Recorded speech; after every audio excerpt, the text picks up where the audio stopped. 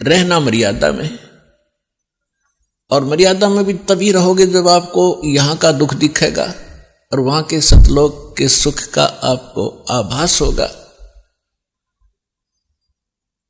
और फिर धीरे धीरे कैसा समाज बनेगा, या माया की जो दौड़ है या आग लगी है हर एक के अंतःकरण में, या शांत होएगी। आप माया के पीछे किस लिए भाग रहे हो?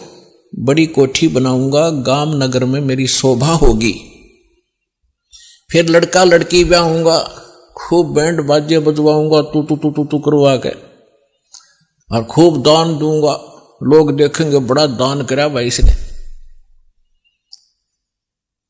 तो ये दोनों बीमारी आपका समझ में आ जाएंगी कि आज तू बेटी ब्याह रहा है या बेटे का ब्याह कर रहा है, और कल मृत्यु होगी, फिर कहां गए तेरे वो तू तू तू तू टक्कर मार कर रोएगा। तो पुण्यात्माओं, यह सच्चाई है। आज तक को बताने वाला दृढ़ता से सामने आ नहीं सका। ये सारे नकली हैं, ये केवल वही बातें करते हैं जो समाज में अच्छी लगे। वो डॉक्टर नहीं होता जो ब्लड प्रेशर के मरीज को, हाई ब्लड प्रेशर के मरीज को कहे घी खा ले छक्के, वैसे खा कोई दिक्कत नहीं, वो दुश्मन है उसका। तो पुण्यात्मा इसी प्रकार के जितने भी ये सच्चाई नहीं कह सके, क्योंकि उनके ऊपर परमात्मा कबीर का पंजा नहीं था।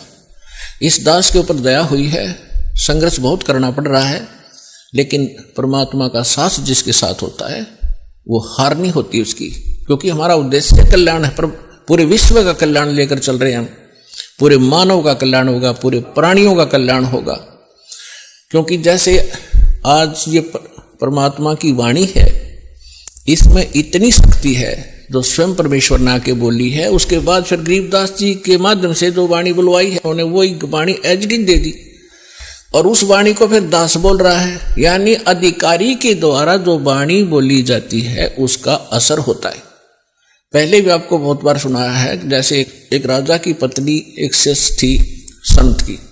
राजा इसका विरोधी था कि ये गुरु बनाने की आवश्यकता नहीं होती, राम राम घर बैठ के कर ले। तो राजा के इस भ्रम को निवारण के लिए संत ने एक थोड़ा सा एक फार्मूला अपनाया था।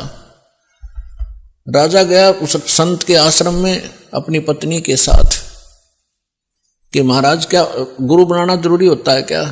क्यों मूर्ख बनाते हो जनता को? भगवान घर बैठ के बज सकते हैं, कोई भी कर ले राम राम, इतना राम नाम ले ले।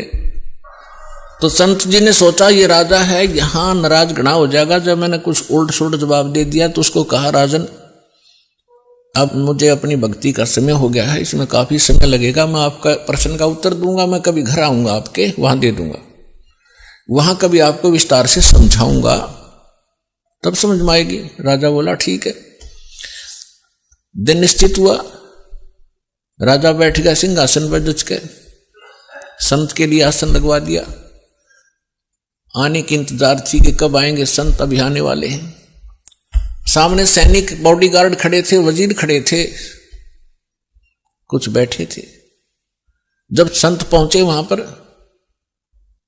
और वहां उपस्थित सभी सैनिक जो खड़े थे उनको कहा संत ने कि ए सैनिकों, ए सिपाहियों, इस व्यक्ति को अरेस्ट करो। राजा की तरफ संकेत किया। अब वो सिपाही सोच रहे थे कि मंदबुद्धि व्यक्ति क्या बकवास कर रहा है। उस संत ने दूसरी बार फिर कहा, तीसरी बार फिर कहा, लेकिन कोई टस से मस नहीं हुआ। राजा ने सोचा इसका दिमाग खराब हो गया इस संत का, ये मेरा राज हथियाना चाहता है। राजा ने कहा कि इसको अरेस्ट करो, सैनिकों को। यही शब्द उसने बोले, यही वो संत बोल रहा था। राजा के कहते ही उस संत को 4-5 सिपाहियों ने आके जकड़ दिया। अगले आदेश की इंतजार थी, अब इसका करें क्या। तब संत ने कहा कि हे राजन, तुम घर आए व्यक्ति का ये ऐसा ही सलूक करते हो क्या? राजा ने कहा कि आप क्या कर रहे थे? कि मैं आपके प्रश्न का उत्तर दे रहा था कि आपका प्रश्न ये था, क्या घर हम खुद भक्ति नहीं कर सकते? गुरु की क्या आवश्यकता है? राजा ने कहा ये खाक उत्तर दिया तेने। बकवास करने लग गया कि नहीं सुनो जानते, मुझे छुड़वाओ पहले। राजा ने कहा छोड़ दो, न छोड़ दिए। कि जिस प्रकार जो शब्द मैंने बोला कि राजा इसको अरेस्ट करो, ये टस से मस नहीं हुए आपके सैनिक, और आपने वही शब्द एक बार कहा था, मुझे चार चारा ने पकड़ लिया आकर के।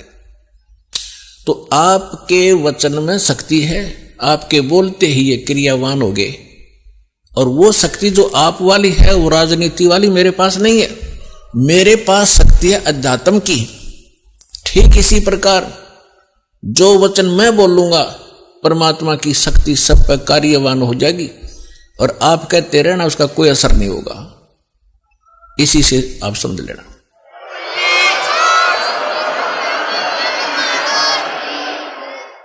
तो इसी प्रकार ये दास उस परमात्मा का कृपा पात्र है, उसी की कृपा से ये सच्चा ज्ञान आप तक पहुंच पा रहा है।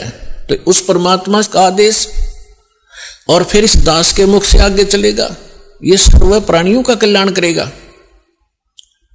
इसका तरीका देखो, परमात्मा ने कैसा एक अनोखा तरीका अपनाया है। कैसे चिप बनवा दी, मेमोरी कार्ड जिसको कहते हो, टेलीविजन प्रोजेक्टर बनवाए, इंटरनेट वेबसाइट यूट्यूब बनवा दी,